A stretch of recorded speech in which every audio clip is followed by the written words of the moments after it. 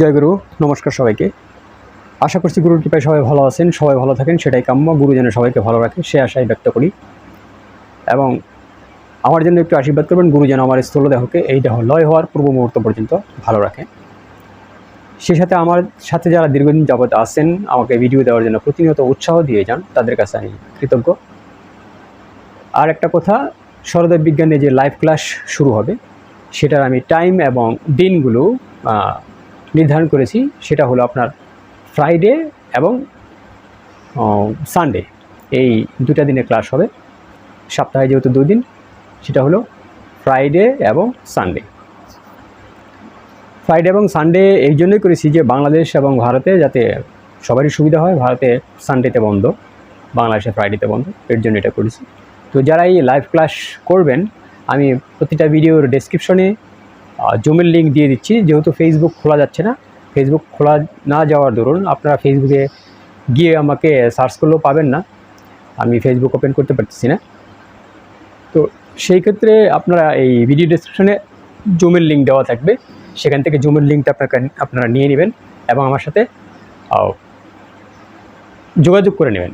Phone নম্বর তো দেওয়া থাকেই, ফোন নম্বর তো এখানে দেওয়াই আছে। বাংলাদেশে থাকলে ফোন করতে পারবেন এবং বাংলাদেশের বাইরে থাকলে আপনারা মেসেজ আদান প্রদান হয়, যদিও ভয়েস কল হয় না হোয়াটসঅ্যাপে, কিন্তু ইমোতে কল হয়। সেক্ষেত্রে আপনি মেসেজ আদান প্রদান করে আমার সাথে কন্ট্যাক্ট করে নেবেন। ঠিক আছে? ক্লাস আমি অতি দ্রুতই শুরু করে দেব, কারণ অনেক দিন হয়ে গেছে ক্লাস করার কথা, নেট দীর্ঘদিন যাবৎ প্রবলেম ছিল, ওর জন্য করতে পারিনি।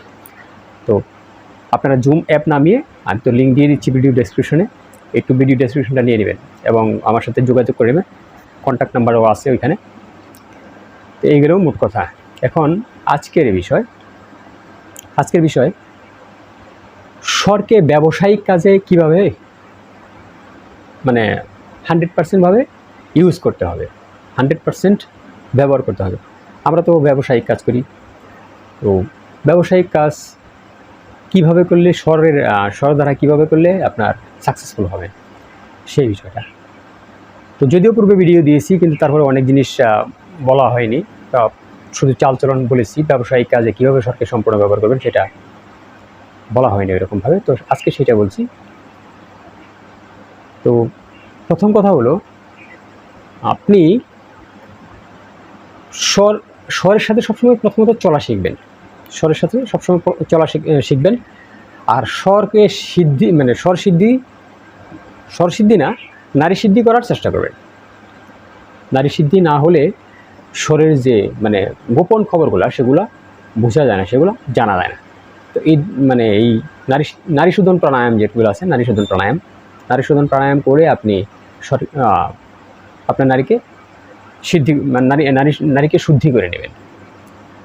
তো এই জিনিসটা করবেন। আর স্বরের একটা সবচেয়ে বিশাল দিক হলো, স্বরের গতিবিধি কিন্তু প্রতি সেকেন্ডেই কম বেশি হয়। সেটা লং টাইম প্র্যাকটিস করার পরবর্তীতে এই কম বেশির কারণগুলো আস্তে আস্তে ধরা যায়। তো যদি আপনি ব্যবসা করেন, তো ব্যবসার যে দেনা পাওনা, কিংবা আপনি আপনার ব্যবসার স্থলে কিভাবে প্রবেশ করবেন, তো সেই জিনিসটা আপনার প্রথমত জানতে হবে। আমি তো পূর্বে অনেক ভিডিওতে বলেছি যে সকালে ঘুম থেকে কীভাবে উঠবেন, কীভাবে পৃথিবীর সাথে কানেকশন হবেন। একটা কথা জেনে নেবেন, আমার যে স্বর চলে ওই সেটটা জীবিত, পাওয়ারফুল। যে সেটটা চলে না সেই সেটটা মৃত। আর স্বর আলোর গতির চেয়েও অনেক বেশি দ্রুত গুণে আপনাকে খবর এনে দেয়। যখন আমি নিঃশ্বাসটা যখন ছাড়ি, তখন ভিতরে খবর নিয়ে সে পৃথিবীতে ছেড়ে দেয় খুব দ্রুত। এবং যখন নিঃশ্বাসটা ছাড়ার পর আমি শ্বাসটা নেই, সে কিন্তু সবচেয়ে দ্রুত খবর এনে দেয়। কিন্তু আমরা এগুলো আমাদের ইন্দ্রিয় দ্বারা ধরতে পারি না। এই হচ্ছে আমাদের মূল সমস্যা। তো আপনি যখন ব্যবসা করতে যাবেন, আপনি তো আপনার কোন স্বর চলছে সেটা আপনি দেখলেন, স্বর অনুযায়ী আপনি বের হলেন,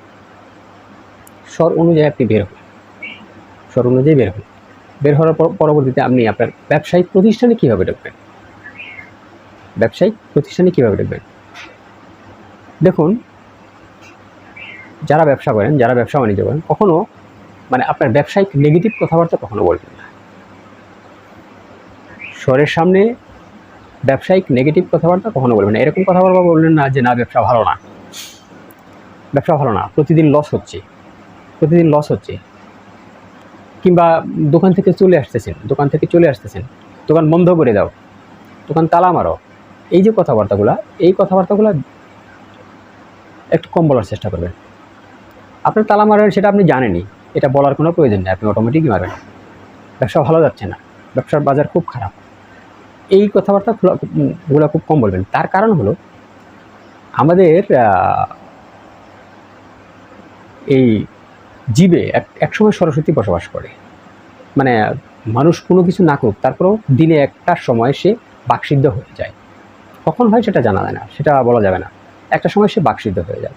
তার বাকসিদ্ধ মানে সে যখন যেটা বলবে, তখন যেটা বলবে সেটা তার ঘটে যাবে। এখন ধরেন আপনি বললেন ব্যবসা ভালো না, ব্যবসার অবস্থা খুব খারাপ, তখন আপনার বাকসিদ্ধ, আপনি জানেন না আপনার বাকসিদ্ধ। এই যে বললেন ব্যবসা ভালো না, ব্যবসার অবস্থা খুব খারাপ, লস হচ্ছে, তো বাস আপনার এই কথাটা লেগে গেল। এর জন্য অন্য কেউ দায়ী না, আমি আমার নিজের জন্যই দায়ী। আমি এর জন্য সবসময় সর্বদয় বিজ্ঞান করো, সব কিছুতেই স্রষ্টা সবসময় বলেন যে পজিটিভ চিন্তা করো, সবসময় স্রষ্টা বলেন যে পজিটিভ চিন্তা করো। এই যে আমি বললাম যে ব্যবসা ভালো না, বাস লেগে গেল। কিংবা দোকান বন্ধ করার সময় বললাম দোকানে তালা মারো, এই যে তালা মারার কথা বললাম, তখন আমার বাকসিদ্ধ, সেটা অল টাইমের জন্য তালা লেগে যেতে পারে, অল টাইমের জন্য তালা লেগে যেতে পারে। তো এই সমস্ত কথাবার্তা থেকে দূরে থাকতে হবে। এখন দেখেন আপনি বের হয়েছে, দোকানে ঢোকার সময় চেষ্টা করবেন, যেহেতু আপনার ব্যবসায়িক স্থান, আপনার মস্তিষ্ক যাতে কোল থাকে, যেহেতু আপনি লেনদেন বেশি করবেন, সেক্ষেত্রে আপনি চেষ্টা করবেন চন্দ্রনারীতে ঢোকার জন্য। চন্দ্রনারীতে আপনি আপনার ব্যবসায়িক প্রতিষ্ঠানে ঢোকার চেষ্টা করবেন। চন্দ্রনারী যদি না চলে, চন্দ্রনারীটা চালিয়ে নেবেন এবং জল তত্ত্ব কিংবা পৃথিবী তত্ত্ব, দুইটা তত্ত্বের একটা তত্ত্ব আপনি চালিয়ে দেবেন। যদি না চলে তাহলে একটু সময় দেরি করবেন, একটু সময় দেরি করলে সে চলবে। আপনি জল তত্ত্ব এবং পৃথিবী তত্ত্বে ঢুকবেন আপনার স্বগুণ স্বরে। সেটা কীভাবে? স্বগুণ স্বর তো আছেই, মানে যে স্বর চলে সেটাকে স্বগুণ স্বর বলা হয়। যে স্বর আছে সেটা তো আপনি পা দেবেনই, কিন্তু সেটা ইনহেল করে, দমটাকে নিয়ে ইনহেল করে আপনি আপনার পাটা ফেলবেন, ওখানে ফার্স্ট ফেলবেন। কিসে ফেলবেন? চন্দ্রস্বরে ফেলবেন। ব্যবসা বাণিজ্য হচ্ছে না, দেখবেন অটোমেটিক লোকজন আপনার বেড়ে যাচ্ছে। তার পরবর্তীতে আপনার চন্দ্রস্বর যেহেতু চলতেছে, আপনার যে চেয়ারটা, যে কুর্সিটা, সেটা আপনি আপনার বাম হাত দিয়ে টাচ করবেন। এবং বাম হাত দিয়ে টাচ করে আপনি তার পরবর্তীতে সেটাও কিন্তু সগুণ স্বরে ধরবেন, সেটাও সগুণ স্বরে। এবং আপনি যখন বসবেন চেয়ারে, সেটাও সগুণ স্বরে এবং ইনহেল করে। এইভাবে যদি আপনি প্রতিদিন করেন, একটা সময় যখন আপনি এটা কন্টিনিউ করবেন, তখন আপনার স্বর বুঝে যাবে যে আপনি এইভাবে কাজটা করেন, তখন দেখবেন অটোমেটিক আপনি যখন বের হয়ে যাচ্ছেন, তখন আপনার ওই স্বরগুলো চলা শুরু করবে। আপনি দোকানের সামনে যাচ্ছেন, ওই স্বর চলবে, ওই তত্ত্ব চলবে, প্রতিনিয়ত যখন করবেন। এবং আপনি যখন বসতে যাবেন, তখনও ওই স্বর চলবে। স্বর হয়েছে এরকম একটা জিনিস, এটা অভ্যাসে পরিণত হয়ে যায়। স্বর ধারা যখন আপনি মানে স্বরের সাথে সাথে আপনি চলবেন, যখন আপনি চলবেন, তখন স্বর বোঝে যে ও এখন এই কাজটা করবে, ও অটোমেটিক ওই পজিশনে চলে যাবে। যদি ওকে উল্টাপাল্টা ব্যবহার না করি, বুঝতে পারছেন? তখন কিন্তু ও বোঝে।